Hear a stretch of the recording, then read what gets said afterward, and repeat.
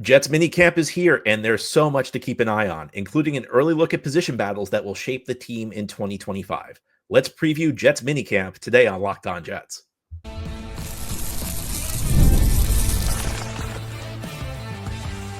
You are Locked On Jets, your daily New York Jets podcast, part of the Locked On Podcast Network, your team every day. Welcome. This is the Locked On Jets podcast, part of the Locked On Podcast Network, your team every day. It's Tuesday, June 10th, 2025, and I'm your host, John B. from GangGreenNation.com. Thanking you so much for making the show your first listen or first watch every day. A big shout out to you everydayers. This is a daily podcast covering the New York Jets with new episodes each day through the week, Monday through Friday. Well, the Jets kick off their mini camp today. It is the final stage of the offseason program. It is the one part of the offseason program which is mandatory. Everything up to now has been voluntary, so players could attend or they could choose not to attend, and there would be no ramifications for that. Of course, the Jets actually had very good attendance, in excess of 90% through the majority of the voluntary offseason program, but now every player will be in Florham Park for the next 3 days to practice with the team. And on today's show, we're going to preview things to watch for at the mini camp that will be taking place this week. The Jets, through a recent hire, indicated they might be leaning towards analytics. I'll be interested to hear what Aaron Glenn has to say about that. This minicamp is also a chance to get an early look at breakout players who could potentially shape the 2025 season, but it's also an early preview of position battles that will take place during training camp later this summer. Now, of course, no position battles are going to be determined by what happens over the course of the next 3 days, but I think that the next 3 days will be interesting from the standpoint, it'll kind of show us how the coaching staff views these position battles. So the media will be in attendance. They'll be keeping track of what happens during practice. So they'll be able to tell you, which guys are performing well and which guys aren't. But I will be just as interested to hear what Aaron Glenn and the coaching staff have to say. And they're not going to explicitly lay out, who the key contenders are at each position, but their words could give us an insight into how they currently view things. Now, one of the things I always warn you, especially during the offseason, is to take things that coaching staff say with a grain of salt. Because, if you're asked about a specific player, if Aaron Glenn's asked about Malachi Corley, he's not going to say anything bad about Malachi Corley. So you kind of have to view the way coaches speak as almost like a foreign language that you need to translate, because there's going to be a lot of boilerplate discussion. Oh yeah, we really like this guy. We're really excited what this guy has to do. And they'll be as generic as possible if they're asked explicitly about a given player, or about a given position battle. They'll say, well, we're really focused on competition at wide receiver. I think it'll be more significant if they maybe go off script a little bit. They might give us a little insight into players that they like, or they also may give us a little hint about by discussing the attributes they're looking for in a certain position. One example is Aaron Glenn recently discussed the importance of blocking at the wide receiver position. He did that earlier during the offseason program. He talked about how he was going to want his wide receivers to block. Now, that's a pretty logical comment from the standpoint that the Jets are very likely to be a run-oriented offense this year. Of course, the Jets are going to throw the ball a lot, but relative to the rest of the league, you'll probably see a higher rate of run plays, especially in neutral situations. And by neutral situations, I mean situation where the Jets aren't way behind in the fourth quarter and need to throw it, and situations where the Jets aren't facing a 3rd and 13 and need to throw it. Situations where everything's on the table. The Jets will probably run the ball at a higher rate than the rest of the league in those situations because Justin Fields is a quarterback, because the running back position is pretty stocked with talent, and because the wide receiver room outside of Garrett Wilson's not all that great. So it's logical that the Jets will emphasize wide receiver blocking more than other teams. And, that's an indication, as we discussed yesterday, maybe the Jets won't trade Allen Lazard, much to my chagrin, because I want Allen Lazard. I think if the Jets can get anything for Allen Lazard, they should just take the offer. And I discussed that on yesterday's show, so you can go back and listen to that if you want more insight on that. But this is the next couple of days will be worth listening to Aaron Glenn and Tanner Engstrand and Steve Wilkes and the main coaches to kind of get an insight as to what they really value and how they want to build their team. If they talk about a certain attribute being important, again, wide receiver blocking, that's a key. It could give you an indication about which guys may have a leg up at a given position battle. Another thing worth listening to is when they talk about the guys in the mix at a certain position, because sometimes coaches slip up a little bit when they do this stuff. They'll list the guys that are in a position battle and they may leave somebody out. So, if you hear hypothetically, at the wide receiver position, a list that includes Alan Lazard and Josh Reynolds, but it doesn't include some of the other guys. If there's like an odd guy out, if they list 4 guys, but the 5th guy isn't listed, that could be an indication that maybe that guy's spot on the roster is in a little bit of trouble. I think it's also worth listening to hear what they have to say about each individual player, because there are certain players where they just, a coach will just gush about him. The coach will just go on and on about him. And then they're asked about another guy and you don't get an answer that's as explicit. Again, coaches are never going to say bad things about their players, but sometimes you get like a little indication early on that the coaching staff really likes a guy. I'll give you an example of this. Back in 2006, when Eric Mangini came in, Jericho Cotchery kind of got a new lease on life. Herm Edwards never really used Jericho Cotchery when Herm was the head coach, but early during that offseason, Eric Mangini had some complimentary things to say about Jericho Cotchery, and it was an early indication that maybe Cotchery's going to be able to get more of a chance under this coaching staff than he did under Herm Edwards. And there are lots of Jets fans during Cotchery's first 2 years when Herm Edwards was the head coach who wondered why Cotchery wasn't getting more of an opportunity. Well, Eric Mangini comes in, Cotchery kind of gets a new lease on life. He ends up beating out Justin McCarron for the starting wide receiver job and goes on to have a very productive Jets career. These are the things worth listening to. If a coach is effusively praising a player and not prompted, if Aaron Glenn's asked about any specific player, he's going to say good things about that player.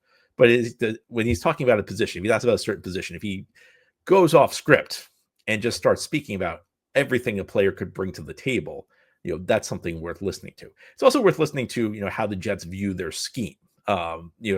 We're assuming Aaron Glenn's going to implement a similar defense to what Detroit ran last year. We're assuming Tanner Engstrand's going to implement an offense that's somewhat similar stylistically to what the Lions ran. But these guys are coming to new teams. There's different personnel. They may have a different idea. Part of being a good coach is being flexible with the system that you implement. You don't want to run the exact same playbook with one team that you ran with another, because you have to adapt to talent. And it will also be interesting just to hear about, how they view certain roles, a defensive tackle spot. Do they want a system where one guy is just going to be kind of a space eating nose tackle and the other guy is going to primarily be tasked with penetrating, getting into the backfield, stopping the run game that way, getting after the quarterback? Or is it a situation where they kind of view the defensive tackle spots interchangeably? Do they want the defensive tackles to all be able to get into the backfield? Because that could impact things. If they want 2 guys who can just get into the backfield nonstop, it could be a sign that somebody like Leonard Taylor has a shot to carve out a bigger role than he did last year. So, it's difficult to say exactly where the Jets are going to go with this, but I think it'll certainly be worth listening to what the coaching staff says and what they don't say. And we could get some real indications about, who's ahead in certain position battles and who might be falling behind based on the words that they say over the next couple of days. Another thing that will be worth listening to and worth watching are potential breakout players, and not just guys who have an opportunity to carve out a role, but guys who might be on the bubble, who could be staking a claim to a roster spot, or at least giving an early indication that they're going to do everything in their power to earn a spot during training camp. And ahead here on the Locked On Jets podcast, we'll talk about some of the key players who might be worth keeping an eye on, guys who could potentially really help this team, guys who potentially could just be fighting to save their own job. Who are they? Why are they worth talking about? Well, we'll discuss as we continue here on this Tuesday edition of Locked On Jets. Today's episode of Locked On Jets is brought to you by LinkedIn. As a small business owner, your work does not end when the clock hits 5. Your business is always on your mind, which means when it's time to hire, you need a partner who works just as hard as you do. And that's where LinkedIn Jobs comes in. When you clock out, LinkedIn clocks in. LinkedIn makes it easy to post your job for free, share it with your network, and get qualified candidates all in one place. Here's how it works. You post your job. LinkedIn's new feature can help you write job descriptions and then quickly get your job in front of the right people with deep candidate insights. And here's a pro tip. Add the hashtag hiring frame to your profile picture to double your reach to qualified candidates. No wonder 72% of small businesses say LinkedIn helps them find high-quality hires. Post your job for free at linkedin.com/LockedOnNFL. That's linkedin.com/LockedOnNFL to post your job for free. Terms and conditions apply. Thank you so much for making Locked On Jets your first listener, first watch every day. And a big shout out to you, everydayers. This is a daily podcast covering the New York Jets with new episodes each day through the week, Monday through Friday. Veteran Minicamp is here for the New York Jets. It is the one stage of the offseason program, which is mandatory. So this is the one point on the calendar where the entire Jets roster will get together during the offseason. It is the last time the Jets will be on the practice field until training camp. So this is the end of the offseason program. It's happening this week. I don't want to overstate how important it is because at the end of the day, these are just off-season practices. One of the points I always make through the off-season and into training camp is, if you hear that a guy had three straight strong practices in October, you would never really care about it. But during the off-season where we don't have games to analyze and during training camp where we don't have games to analyze in the early part, we tend to probably overstate how significant the results are.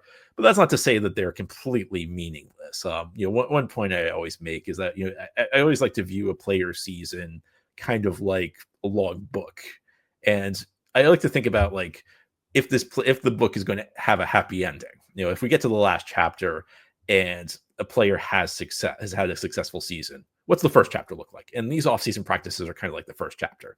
And in most cases, if a guy has a breakout season, you start to see it now. Just having a couple of good practices during the offseason program doesn't necessarily mean that a guy is going to go out there and be great during the regular season, but it could be like a sign that a player is improving, and it could be like the first chapter in a good story. So who are guys worth keeping an eye on as we turn to this mini camp this week? And I think there are a couple different categories of guys. There are guys who are kind of like looking to take the next step, guys who have had success, at least moderate success. We're trying to take that into bigger success. There are the guys who are kind of competing for a spot. We talk about position battles. And then there are guys who are just trying to stay on the roster. That story I told you about in the first segment about how, Eric Mangini mentioned Jericho Cotchery when he was first hired in 2006, and it was a sign Cotchery was rising. There's a flip side to that. There are the guys who had not produced yet, but kind of kept their role because they were Robert Saleh and Joe Douglas's guys. And, they didn't really need to produce to keep their roster spot because they were kind of like this projects of Robert Saleh and Joe Douglas. Well, now Robert Saleh and Joe Douglas are gone, and those guys really need to go out there and prove themselves in order to keep their spot on the team. So, all sorts of different players worth, keeping an eye on this week. And, again, these are just off-season practices. And in all honesty, like practices aren't full contact these days. So there's only so much you can take from them. But, a guy I'm really interested in this year is Leonard Taylor, who made the team as a UDFA last year, had a very strong training camp and very strong preseason, real legitimately earned a spot. I think by the end of last year's training camp, it would have been a surprise if Leonard Taylor was not on the team. And then, kind of carved out a little bit of a role last season, looked solid. And I think by judging him on the curve of how UDFAs usually perform, I thought Leonard Taylor was pretty decent. And, look, as an undrafted free agent, if you carve out a role as a rotational fourth defensive tackle, that's a good thing for a team, and that's a success story. But that doesn't mean Leonard Taylor can't be more. And on top of that, the Jets could really use a second defensive tackle because after Quinnen Williams, it's not very impressive. Now, I know the Jets probably really like the guys they signed this offseason, but nobody the Jets signed is really that good. I mean, maybe the coaching staff can work with these guys and coach them up and get them to be better, but I don't think you can really say that like anybody is super impressive behind Quinnen Williams at the defensive tackle spot, which opens up an opportunity for a young unheralded guy like Leonard Taylor to show what he can do and show if he can improve and if he's capable of taking on a bigger role than he had last year. Because part of having success as a team means you have to develop guys, late round picks, UDFAs into starters, because there's only so many guys you can pay big. And yes, draft picks cost less, but you only get one first round pick, one second round pick a year. And the Jets have given away an awful lot of their early draft picks the last couple of years, which means you have to have lower picks and undrafted free agents step in to fill the roles. Could Leonard Taylor be one of those guys? We won't find out for sure this week, but it's an opportunity to, begin to see how he's progressed over the offseason. A rookie, Malachi Moore, safety, who the day the Jets drafted him, I said, he might be a competitor to start at safety, in part because, the safety position is not that great. You have Andre Sisco, you have Tony Adams. Tony Adams is a guy who probably won't destroy you if he's your starting safety, but he's not that good. Malachi Moore, a guy with an interesting profile, a guy who's not physically overwhelming, but I think a pretty solid player. And I think at the safety position, sometimes we overrate the importance of of the physical attributes. I mean, you have guys like, if you're a Jets fan, you've been a Jets fan for a long time, and guys like Calvin Pryor and Ashton Davis who flew all over the field, but were constantly out of position. I'd rather have a guy who's a little bit slower, a little bit less athletic, who knows the position he's supposed to be in and is there to make the tackle. Moore is a little undersized, but a guy who has a shot, I think, at winning a safety job, because again, like Tony Adams may be the incumbent starter, but I don't think Aaron Glenn really has a lot of loyalty to Tony Adams the way Robert Saleh might have. Robert Saleh found Tony Adams. He started him the last couple of years. Everybody's got a blank slate right now, which means Malachi Moore, if he goes out there in training camp and plays well, has a shot to be a day one starter at the safety position. But part of that is contingent on what he does starting now and heading into training camp. Talk about guys who might have to earn their spot on the roster. Quantez Stiggers, a guy who was a late round pick last year out of the CFL, a guy Robert Saleh really likes. In fact, we had a guest on the podcast last autumn who quoted Robert Saleh saying, and Saleh said, Quantez Stiggers will be a starter in the NFL. Where will Stiggers play, first of all? When the Jets drafted him, there were questions, would he be a corner? Would he be safety? Corner is kind of blocked right now. The Jets have Sauce Gardner. They just signed Brandon Stevens to a big deal.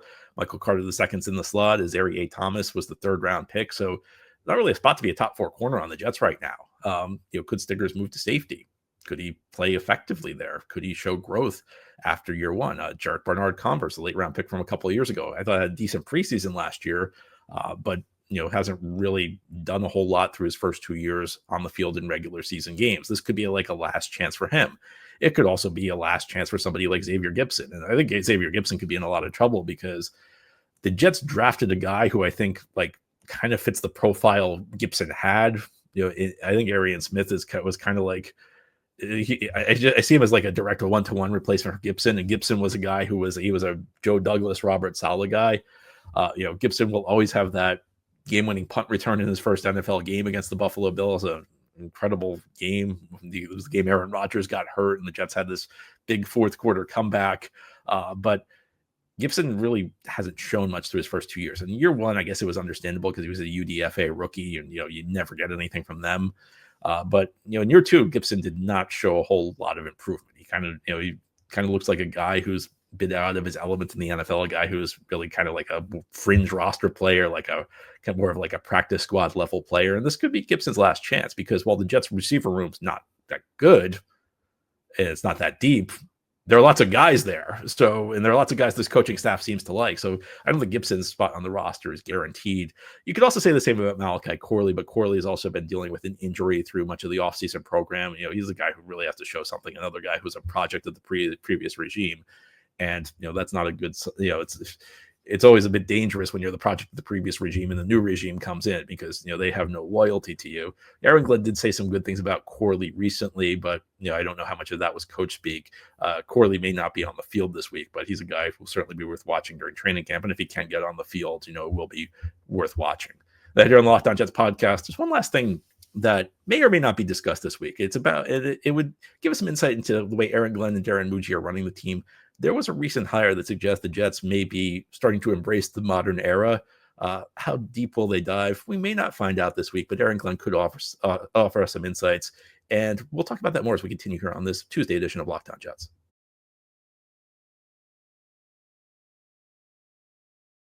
This is the Locked On Jets podcast here on this Tuesday. Jets minicamp getting underway this week. The last task of the offseason program. This is the last time the Jets will be on the field until training camp. And after the mini camps end, not just for the Jets, but across the league, we really go into the dry period of the NFL calendar. There's absolutely nothing going on. I always refer to the period between the NFL draft and the start of the training camp as the really quiet period because, you're starved for news that comes out in the NFL. But at least like the first half of that stretch, there are some things happening because the offseason programs are going on, and the NFL gives you its week-long schedule release extravaganza with its classic 3 hours of analysis of the schedule on NFL Network. After this week, there's really nothing going on in the NFL. It's really, from what I understand, like a lot of coaches actually, this is like this stretch that's coming up after the offseason program, between the offseason program and training camp. That's actually like the chance for the coach to get a vacation and for the football people to get away. But it's also a period where you see hirings in the front office. One of the interesting things is that we always think about changes to personnel as happening early in the offseason. So, free agency happens in March. If you fire your coach, it happens in January. You hire a new coach in January. Same with a GM. But this is the time of year where there are lots of front office moves, because the calendar for non-GMs, when the contracts expire after the draft, and that makes sense because you want to have your scouting staff in place. You don't want your scouting staff to change before the draft. So typically it's after the draft where lots of front office guys change teams, because their contracts actually run through the NFL draft. And Jets have been announcing a couple hires over the last couple of weeks. A couple that were interesting came in their analytics department. They hired a guy, Sean Clement, as the vice president. As their football analytics director. Clement comes from Summer Sports, so that was kind of an analytics company. They also promoted somebody internally to be an analytics assistant. This raises the question of how deep the Jets are going to dive into analytics going forward. And, like whenever we talk about analytics, you hear the same criticisms. People say, well, there's no ultimate stat. There's only so much analytics can do. And, there's no stat that can tell you everything about football, and you have to put them into context. And I think these are statements that are kind of obvious. The goal of analytics is not to like find one stat that tells you how to run everything. And when teams embrace analytics, they're not firing the scouting department. They're not like completely eliminating the scouting department. What analytics are good for are kind of just like giving you like a little advantage. If you find something about evaluating players that another team doesn't have, it gives you a little bit of an edge. If you find that, cornerbacks who are successful, if you find like 90% of cornerbacks who are successful in the NFL have these 5 traits, then you have an edge in your scouting process. You have an edge heading into the NFL draft. And the other thing people forget is that analytics just aren't about evaluating players. They're also about, running your team more efficiently.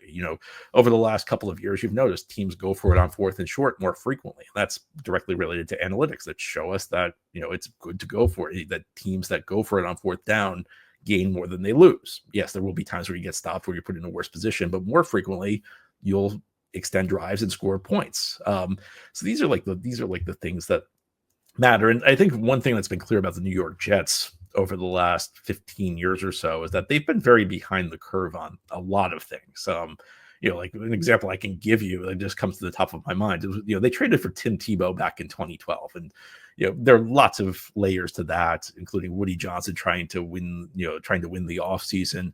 But one of the reasons the Jets traded for Tim Tebow was that they wanted to run the Wildcat more. And the Wildcat was something that came into vogue in the league in 2008, 4 years before the Jets traded for Tebow. And by 2012, it was that as a concept was kind of worn out. The Wildcat was kind of a precursor to involving your quarterback in the run game. What Baltimore does with Lamar Jackson now, what Seattle did at that point with Russell Wilson, but it became part of the conventional offense. But back in 2012, the Jets were so far behind the curve that they're trading for a guy just to run the ball as a Wildcat quarterback, because Tebow wasn't really brought in to throw the ball. And you've seen this over and over, and I can come up with example after example of the Jets being behind the curve. And one thing that's been clear, and it's never been explicitly stated, but it just feels like you watch the way the Jets have operated, this is not a team that's embraced analytics at all. Because the Jets have been so outdated in so many of their approaches, and that was true when Mike McCagnon was here. It was true when John Idzik was here. I think it was also true when Joe Douglas was here. Joe Douglas really struck me as the ultimate like old school type scout who didn't really embrace modern ways of doing things. It's one, and just because you're an old school scout doesn't mean that you should be closed off to modern ways of doing things, because, typically, again, like this isn't like people treat it as like an either or. Either you're doing like the old school scouting or you're embracing analytics, when really what you're doing is you're using analytics to make the old school scouting better.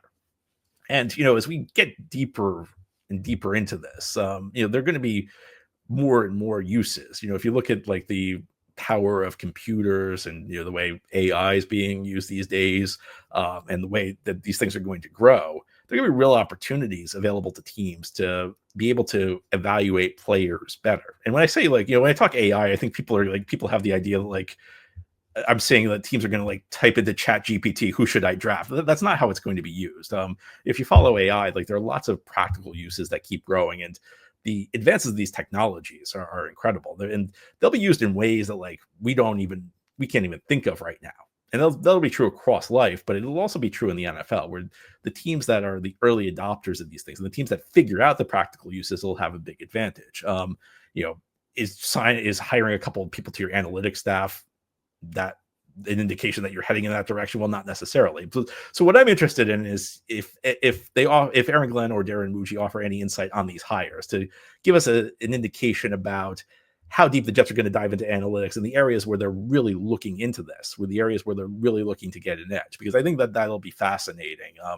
And again, a lot of what happens on the field this week is not all about, it's not about just the practices. It's also about getting a chance to hear your coach and GM speak to the media. And while there'll be a lot of coach speak, while there'll be a lot of generic cliche talking points, they may offer some insights into how the team operates. And I think the question of how deep the Jets are going to dive into analytics, and not just how deep they're going to dive in, but what they use it for, would be something worth listening to if you hear from it. So I'll have my ears open for that, because I think it will be a fascinating thing to listen to.